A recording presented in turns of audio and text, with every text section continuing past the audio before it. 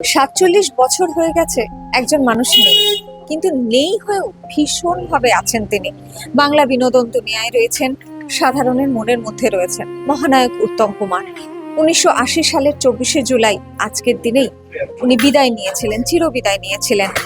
আজকের দিনটা তাই সর্বসাধারণের জন্য ভবানীপুরের চট্টোপাধ্যায় পরিবার দরজা খুলে দেন।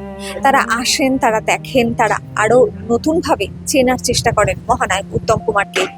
দ্য ওয়ালের দর্শকদের আজকে আমরা সেখানেই সরাসরি নিয়ে এসেছি। চলুন আমরা ঢুকে দেখি ভবানীপুরের সেই চট্টোপাধ্যায় পরিবারে, যেখান থেকে উত্তম কুমার হয়ে উঠেছেন। আমরা নায়ক উত্তম কুমারকে আমরা দেখেছি, পর্দায় দেখি, অনেক লেখাপত্র, সংবাদ মাধ্যমে প্রকাশিত অনেক খবর আমরা জানি, কিন্তু মানুষ উত্তম কুমারকে আমরা সেইভাবেও জানতে পারি না। কেমন ছিলেন? এটা বললে না খুব আমার পক্ষে একটা কঠিনতম প্রশ্ন, কারণ মানুষটা না এই দরজাটা পেরিয়ে গেলে উত্তম কুমার হতেন, তার আগে কিন্তু একদম নর্মাল মানুষই থাকতেন। ওনার বাড়িতে কোনো পরিবর্তন ছিল না। ধরুন পেছন দিকে দেখাচ্ছি আপনাকে, ওখানে সুইচ বোর্ড আছে, হ্যাঁ, ওই সুইচ বোর্ডটা ওখানে ধরুন একটা আগেকার দিনে দেখেছেন তো গোল গোল সুইচ, একটা গোল সুইচ উল্টে ঝুলছে, হ্যাঁ, সেটা হয়তো বাড়ির কেউ দেখেনি। উনি কিন্তু শুটিং করেছেন, বাড়িতে এসেছেন, এসে একদিন দেখেছেন, সেকেন্ড ডেও দেখেছেন, থার্ড ডে দেখেছেন, যখন সুইচটা তো ঠিক হয়নি, তখন উনি আমাদের ওনার শ্রীমান আমার শাশুড়িকে বলেছেন, আচ্ছা আজকে 3 দিন হয়ে গেল আমি বাড়িতে আসছি, দেখছি এখানে এই সুইচ বোর্ডটা ঝুলছে উল্টো হয়ে, তোমাদের কারোর চোখে পড়েনি?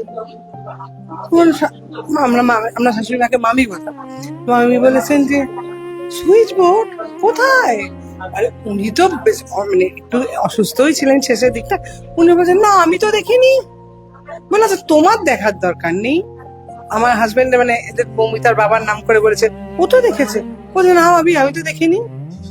তখন এখানে বুকাকু থাকতো, ওখান থেকে ফোন করেছে, বুড়ো তুই দেখিসনি ওখানে সুইচ বোর্ডটা ঝুলছে, ওটাকে ঠিক করতে পারিসনি?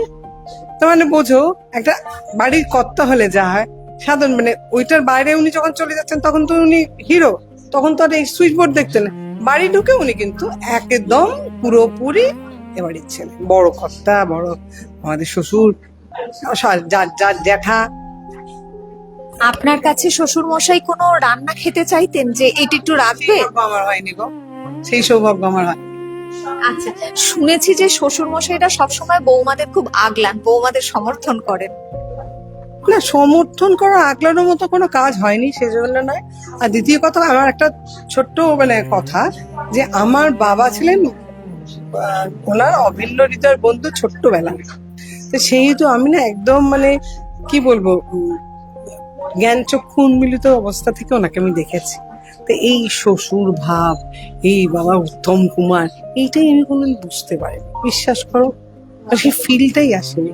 উনি আসছেন, আমার বাবা হঠাৎ করে সন্ধ্যেবেলা চলে এলেন, বললাম খাবার দাবার নিয়ে চলে এলেন, নিজেই নিয়ে আসতেন, কোনো ক্যালকাটা ক্লাব থেকে বলে দিলেন খাবার চলে এলো, নিজের সবকিছু নিয়ে চলে এলেন আমাদের ঘরে।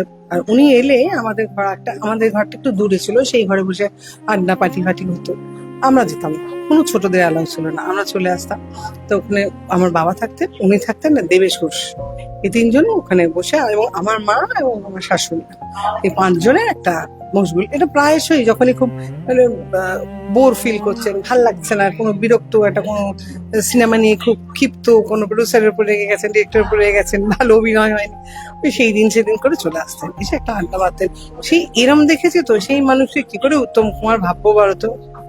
কারণ আমরা ছোটবেলায় কোনোদিনই না মানে ওনার জীবন জিজ্ঞাসা বলে একটা বই হয়েছিল, এখানে আমার ননদ আছে, ননদ বসে, আমরা ছোটবেলায় আমরা 3 বন্ধু ছিলাম, তো আমরা এখানে যখন বসে থাকতাম, সবাই দেখতে চলে যাচ্ছে জীবন জিজ্ঞাসা দেখতে, প্রিমিয়ার দেখতে, আমরা যাবো না, কি না ওখানে ভিলেন, আমাকে ভিলেনের বলে না, এই খারাপ চরিত্র ওকে দেখবে না, ভালো চরিত্র দেখো, খারাপ চরিত্র দেখতে পাবে না। সেই মানুষটাকে সুতরাং আমরা কি করে বুঝবো? আমরা ওই ফিলটা এখন ফিল করতে পারি যে উনি কি ছিলেন, এবং উনার মানে কোথায় আজকে এই যে কেওড়াতলা মহাশ্মশানে গিয়ে যখন পাটা দিলাম, তখন আমার মনে হলো, একটা অনুভূতি এলো যে আজকে দেশবন্ধু চিত্তরঞ্জন দাস যেখানে যার বেদি, তিনি কি ছিলেন সে তো সবাই জানে, তার পাশে ভাবো ওনার দেশবন্ধু চিত্তরঞ্জনের দাসের পাশে কিন্তু অনেকগুলো, হেমচন্দ্র দত্ত, সুচিত্রা সেন, সবাই রয়েছে, ওনাকে আলাদা করে একটি বেদি দেওয়া হয়েছে, ওনাদের আলাদা করে তার একটা মূর্তি স্থাপনা করা হয়েছে। এটা দেখে না আমি অবাক হয়ে গেছি যে আজকে রুদ্রনীল বলছে বৌদি এটা ভুল করো না, মহানায়ক মানে আমাদের এখনকার নায়কদের গুরু। হ্যাঁ সেই তোদেরই ফিলিংসটা আসে, কিন্তু আমরা তো সেই হিসেবে দেখি না, বাবি হিসেবেই দেখি। আর মানুষটা ভীষণ সরল মানুষ, মানে ওই পেঁচালো ঘোরালো, ঘুরিয়ে কথা বলা, কাউকে হিট করে কথা বলা, পিঞ্চ করে কথা বলতাম, কাউকে কোনোদিন বলতেন না। আজকের দিনে যদি উত্তম কুমার থাকতেন, মহানায়ক থাকতেন, এই যে টলিউডের বর্তমানে যা অবস্থা, কিভাবে সামলাতেন উনি? কারণ সবসময় তো উনি অভিভাবক হিসেবেই ছিলেন। এই অবধি উনি থাকতেনই না, উনি ফিল্ম ছেড়ে দিতেন। কারণ আমি ছোট্ট একটা কথা বলছি, সৌমিত্র কাকু মারা যাওয়ার 2-3 বছর আগে আমার সঙ্গে সৌমিত্র কাকু দেখা হয়েছে, খুব ভালোবাসতেন আমাদের। দেখা হয়েছে, সৌমিত্র কাকুর সঙ্গে কথা বলছি, কি গো সৌমিত্র কাকু তুমি এখানে? বলে জানিস মা? বৌমা বলতে, জানিস বৌমা এসেছি, আমাকে কল টাইম দিয়েছে 10টায়, বিকেল 5টা এখনো অব্দি ডাকেনি। আমার শ্বশুর থাকলে না ডাকা টাকা দূরস্থ, ওইখানে সবকিছু ফেলে দিয়ে বাড়ি চলে আসতেন। উনি এই ইনডিসিপ্লিনটা পছন্দই করতেন না। জীবনে ওনার 3টে মানে ডি ছিল মন্ত্র, বললো 3D অলওয়েজ উনি মেনশন করতেন, একটা ডিসিপ্লিন, ডিভোশন, ডেডিকেশন। এইটা না হলে কোনোদিন বড় হওয়া যায় না। এখনকার কোনো অভিনেতার মধ্যে এই ছায়াটা দেখতে পান আপনারা?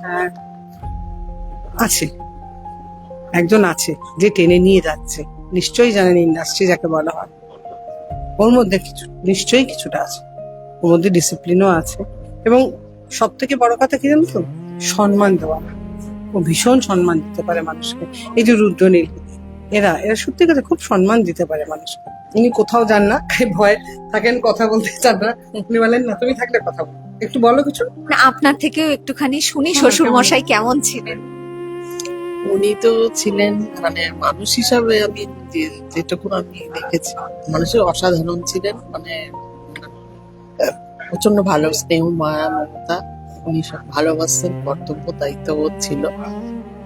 আর উনি মানে সবার উপর খুব ছিল, মানে নজর ছিল, লক্ষ্য ছিল, কে কিরকম আছে উনি সে খোঁজ খবর নিতেন বাড়ির সবাই। এটাই। একটু যদি মানে বাড়ির এত বড় একজন মানুষ, কিন্তু সবাই যেটা বলছেন যে বোঝা যেত না, বাড়িতে যখন থাকতেন উনি বোঝা যেত না যে এত বড় মাপের ছিলেন। আপনার চোখ দিয়ে একটু মহানায়ক উত্তম কুমারকে যদি আমরা জানি। দেখুন, আমরা তো মানে জন্মের থেকে ছোট থেকে ওনার কোলে পিঠে মানুষ হয়েছি, অতএব আলাদাভাবে কিছু, যেরকম বাবা জ্যাঠা কাকা হয়, 3জনকেই সমান দেখেছি। আমাদের কাছে আলাদা বলে কিছু ছিলেন না। এবং উনি যেহেতু বড় ছেলে ছিলেন, এত কর্তব্য সারা জীবন শেষ দিন পর্যন্ত করে গেছেন প্রত্যেকের উপরে, এবং প্রত্যেকের জন্য খুব ফিল করতেন, খুব চিন্তা করতেন। মানে বাবা চলে যাওয়ার পর উনি বাবার জায়গাটা নিয়েছিলেন আর কি। মানে এরা 3 ভাই, আমার বাবা মেজো আর কাকা ছোট, তো উনি দাদা হয়ে উনি সেই বাবার কর্তব্যটাই করতেন সবার উপরে। আর সবাইকে খুব ভালোবাসতেন। এত বড় মনের, এত ভালো মানুষ এখন তো আর পাওয়া যায় না, তখনও খুঁজতে হতো। মানে সমস্ত সবাইকে ভালোবেসে, সবাইকে আদর করে কাছে ভালো করে রেখে- রাখতে হয়, ভালো রাখতে হয়, সেটা মানে ওনার কাছ থেকে একটা শিক্ষণীয় ব্যাপার অন্তত ছিল। ডিসিপ্লিন, আর ডিসিপ্লিন, প্রচন্ড ভয় পেতাম আমরা, ভীষণ খুব ভয় পেতাম। আবদার করেছেন কখনো জ্যাঠার কাছে? আপনার কোনো আগে জিনিস পেয়ে যেত তো। হ্যাঁ, সেইটাই ও খুব আমাদের প্রিয়, কিছু- ও মেয়ে, যেহেতু ওনার মেয়ে ছিল না, সেহেতু ওনাকে উনি মেয়ের মতো ভালোবাসতেন, যার জন্য আবদার করতে হতো না ওকে। আসলে তার আগে যেহেতু আমি বড়, মানে আমার বোন তারপরে হয়, আমি যেহেতু বড়, মানে ছেলের পরেই মেয়ে হিসাবে উনি আমাকেই ভাবতেন। এবং শুধু উনি না, আমার আরেকজনের কথা না বললে এটা খামতি থেকে যায়, সেটা হচ্ছে আমার জেঠি গৌরী দেবী। মানে কখনো বলতেন না আমার একটা ছেলে, বলতেন আমার এক ছেলে দুই মেয়ে, সব সময়। মানে আমরা পুতুলের বিয়ে দিয়েছি, আমাদের দুই পদে, একটা পুতুলের বিয়ে দিয়েছিলাম। সেই পুতুলের বিয়েতে ওর ছেলে ছিল, আমার মেয়ে ছিল। তো এবারে ও ছেলে, মানে আমার মেয়ে ওকে দেবো না, আমি বলছি না আমার মেয়ে দেবো না, আমার মেয়ে আমার বাড়িতে থাকবে, ও ছেলে সেই নিয়ে ঝগড়া। কিন্তু বিয়েতে সে ছোট ছোট লুচি, ছোট ছোট সবকিছু, ছোট ছোট মানে এইটুকুন টুকুন ট্রে করে তত্ত্ব করা সব আমি মানে অ্যারেঞ্জ করিয়ে দিয়েছিলেন। আমরা এত মজা করে পুতুলের বিয়ে দিয়েছিলাম, সেটা আমাদের কাছে স্মৃতি। মানে একটা বলছি তো, উনি বাড়ির বাইরে মহানায়ক হয়ে ওই জায়গায় ইন্ডাস্ট্রিতে মহানায়ক, বাড়িতে ভাবি।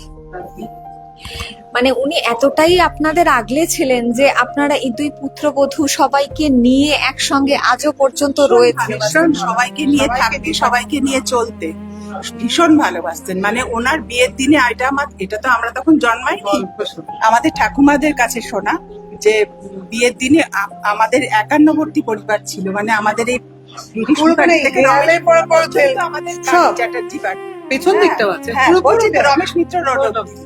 কিন্তু এখন পরবর্তীকালে তো সেগুলো পোর্শন ভাগ হয়ে যায়। এবার জাগ্রত কুর্তুতরা, মানে ওনাদের জাগ্রত কুর্তুতরা আবার আলাদা আলাদা, আরো আমাদের তো বারাসাতে আছে আমাদের আত্মীয়রা, বা শ্রীরামপুরে, এরকম অনেক জায়গায় ব্যারাকপুরে, সব জায়গাতেই আছেন। এবারে আমার এক জ্যাঠা আর কি অল্প বয়সে মারা যান। তিনি এবার তার মানে বউ আর কি, যে মানে আমার জ্যাঠার বৌদি হয়, চলে গেছে। যেহেতু শ্রীরামপুরে থাকেন আর বিয়ের বউ ভাতের দিনে আসতে পারবে না, তার 3টে ছোট ছোট ছেলে মেয়ে। তখনকার দিনে তো এত যাতায়াতের ইয়ে ছিল না, বউদের এত বাড়ি থেকে বেরোনোটাও কেউ ইয়ে করতো না। তখন বউ ভাতের দিন সব বেলার দিকে দেখছে যে জ্যাঠা কোথায় গেল। তখন কি বলে, দেখা গেল বিকেল 3টের সময় এসছে ওই বৌদিকে নিয়ে, তার 3টে বাচ্চাকে নিয়ে। যে বৌদি অ্যাটেন্ড করতে পারবে না বউ ভাতটা, সেটা ওনার মাথায় আছে। ওই সময় উনি চলে গেছেন শ্রীরামপুরে, তাকে নিয়ে চলে এসছে যে চলো বৌদি, তাহলে তুমি যেতে পারবে না তো, তাই তোমাকে নিতে এলাম। তো এরকম ছিলেন মানুষটা। প্রতি বছর এভাবেই 24শে জুলাই ভবানীপুরের চট্টোপাধ্যায় পরিবারে নানা মানুষের আনাগোনা। তারা আসেন, শ্রদ্ধা জানান, দাঁড়িয়ে দেখেন, অনুভব করার চেষ্টা করেন মহানায়ককে, চলেও যান নিজেদের মতো করে। এইরকম অনেক শ্রদ্ধার্ঘের গল্প, বিনোদন দুনিয়ার অনেক গল্প দ্য ওয়ালের দর্শকের জন্য আমরা হাজির করি। যেমন এবছর আমরা নিয়ে এলাম ভবানীপুরের চট্টোপাধ্যায় পরিবারে সরাসরি আপনাদেরকে। এরকমই আরো নানা খবর দেখতে জানতে হলে আপনাদের চোখ রাখতে হবে দ্য ওয়াল নিউজে। ক্যামেরায় শুভমের সঙ্গে আমি উপালি, দ্য ওয়াল নিউজ, কলকাতা।